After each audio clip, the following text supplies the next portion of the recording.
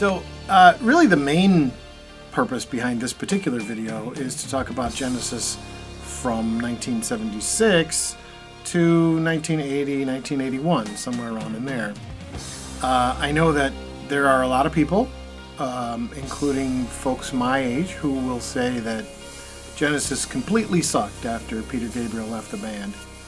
And although I am a really big fan of Peter Gabriel, I would not go that far. I would definitely not say that Genesis sucked after Gabriel left the band. They did, as time went by, become Phil Collins' pop song machine. And I have no problem saying that. But it didn't happen immediately. It happened very gradually over the span of the next 5 or 6 years. And during that 5 or 6 years, I think they turned out some really great albums. The first of which was the first album that they put out after Gabriel left. This is called Trick of the Tail. Some really cool cover art there.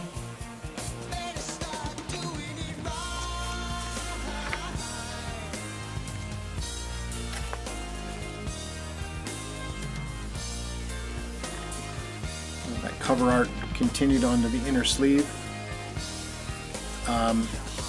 This is actually not my better copy of this record. You probably see the better copy of that record right about there on my wall. This one's showing a little ring wear, and you may have noticed when I opened it up, the spine is a little faded on that one. I think this is my original copy, and the other one is one that I picked up since then. But this is just it's an amazing album. You know, I suppose there were people that were wondering if the band would even survive after Gabriel left. And this was a very definitive answer that, yes, they were still alive and well. Dance on a Volcano, Squonk, Robbery, Assault and Battery, Trick of the Tail, Los Endos. And this thing is just packed with great music and great jams, too. Great prog jams. That's one of the things I really loved about Genesis, is that they would go into these sort of incredible prog jams. Just, you know, you just get lost. You just take off with them and you go to some other planet somewhere. And it's really cool, and it just highlights how great the musicians were in that band at the time. The band right now consists of, this is for Trick of the Tail, Mike Rutherford, Tony Banks, Phil Collins, and Steve Hackett. So anyway, that was Genesis at that point. Really fantastic album, Trick of the Tail. If you don't know of any Genesis, earlier Genesis, before they were a pop band, this is not a bad place to start. Not a bad place at all. Although I do have one recommendation that's going to be a little stronger than that. Okay, so also in 76, that album was 76. This is also in 76, just later in 76, called Wind and Wuthering. It's a good album. It's not quite as solid, I don't think, as Trick of the Tail, but it's a good album nonetheless. 11th Earl of Mar, One for the Vine, Unquiet Slumbers, For the Sleepers, All in a Mouse's Night. Good stuff there. The Phil Collins almost power ballad, Your Own Special Way, is on here, and I think that was a sign of things to come for many of us when we heard that. But the album ends with a song called Afterglow, which, although it's ballady in a sense, it's epic. And that became sort of a staple of their live show for a while. It would be near the end of the show because it built up to quite a something. I don't know, it just built up, and it was cool. Okay, so if there was a recommendation, I know I recommended The Lamb Lies Down on Broadway, definitely for Peter Gabriel-era. Probably close second, as far as I'm concerned, would be Selling England by the Pound.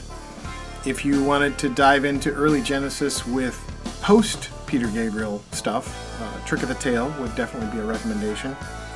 And this one, Seconds Out. It's a double album. gatefold. This particular one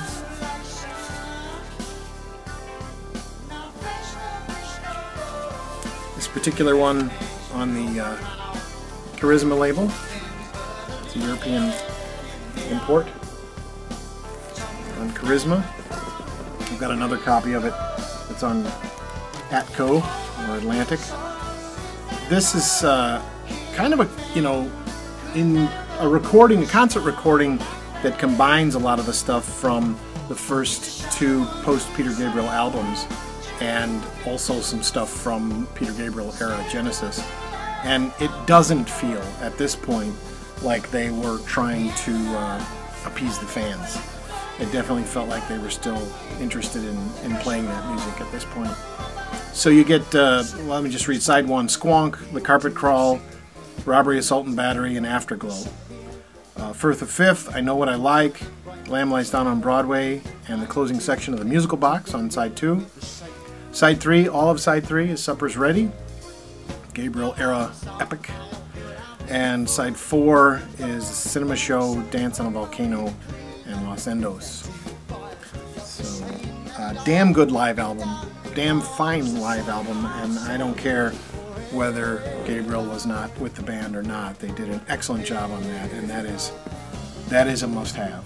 That is definitely, I don't care what era of Genesis you like, you need yourself a copy of Seconds Out. This is my American copy.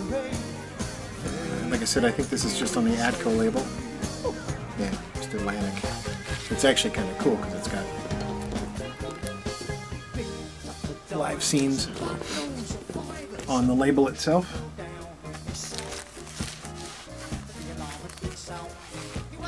They never go in the way you want them to, especially when you're on filming. Just to give you a peek too, show you some of the inside inserts. There's insert number 1, back of insert number 1, insert number 2, back of insert number 2. Really a nice package in general, regardless of which issue of it you find. Well worth having in a collection. After that came, and then there were 3. The title, essentially, and then there were 3.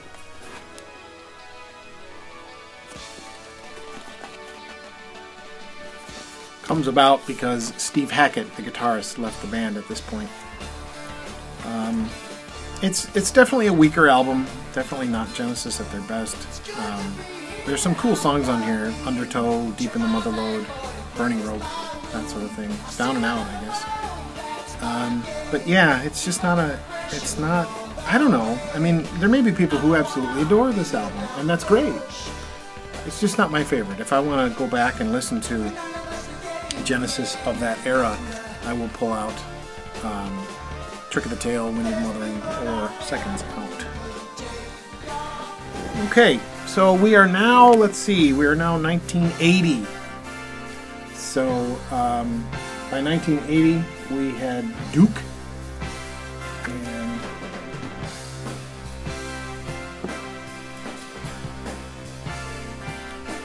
Duke is an album where you can definitely see them struggling with whether or not they are going to become Phil Collins' pop band or whether they are going to stay prog or try and walk some fine line between the two. The album opens up Behind the Lines, Duchess, Guide Vocal, and Man of Our Times. That's sort of a song. I don't know what you want to call it. You know, a song cycle. That's the good word, song cycle.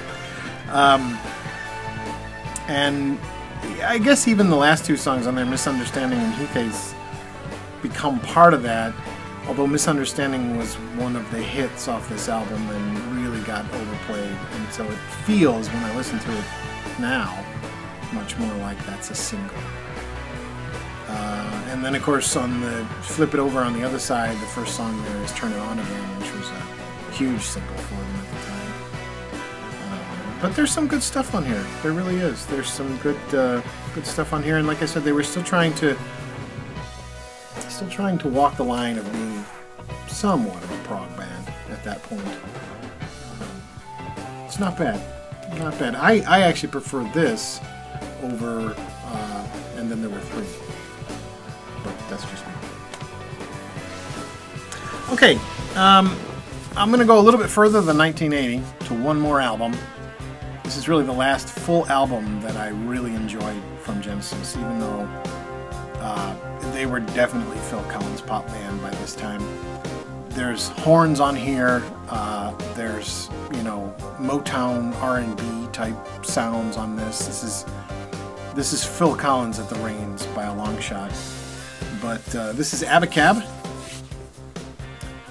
And the reason that I look like I'm holding up more than one album is because I am. Genesis Abacab was released with 4 different covers to it. There's 1. There's 2. They're essentially the same cover, the same pattern. There's 3. But the colors are in different places. And there's 4. So, all pretty much the same album, just different colored patterns on there. I don't know if Abacab itself is just a chord sequence, I believe. And so they were playing off that, not only with the title of the song, I think it was a working title for the song Abacab. And then it just became the title of the song. But not a bad album at all. Like I said, it's Genesis at their just sort of opening the door to that pop music that they had become, the pop band that they had become. My favorite songs on here, I suppose, are Dodo and Lurker. Dodo and Lurker sort of go together, so there you got that prog thing coming in again. It's really like one long song. It's sort of proggish to me. Anyway, I do like the song Abacab. Actually, I like just about everything that's on this record. Keep It Dark, another great song on here. But make no doubt about it, they had pretty much abandoned prog by this time. As a matter of fact, it used to frustrate me because I had seen them in concert in the old days and just really loved. I never got a chance, unfortunately, to see them with Peter Gabriel at the helm, but I did see them in the very early days with Phil Collins and just loved that stuff. And as I continued to go see them in concert, they got to the point where they would play their older songs. They would play like medleys of their older songs. So you would get, you know, 45 seconds or a minute of some absolutely epic prog number, and then they would shift off and go to a different song within this medley. And so I don't know whether anybody else in the audience was satisfied with that, but I certainly wasn't. So anyway, that's I just wanted to, you know, kind of throw up a flag for Phil Collins era Genesis, at least that early period of Phil Collins Genesis. There wasn't much that they did after that I cared for. I did pick up a couple albums here and there afterwards, and I have them. They're not, as far as I'm concerned, they're not all that great and not all that worth showcasing in this way. So anyway, yeah, that's my little video there for Genesis 1976 to 1981.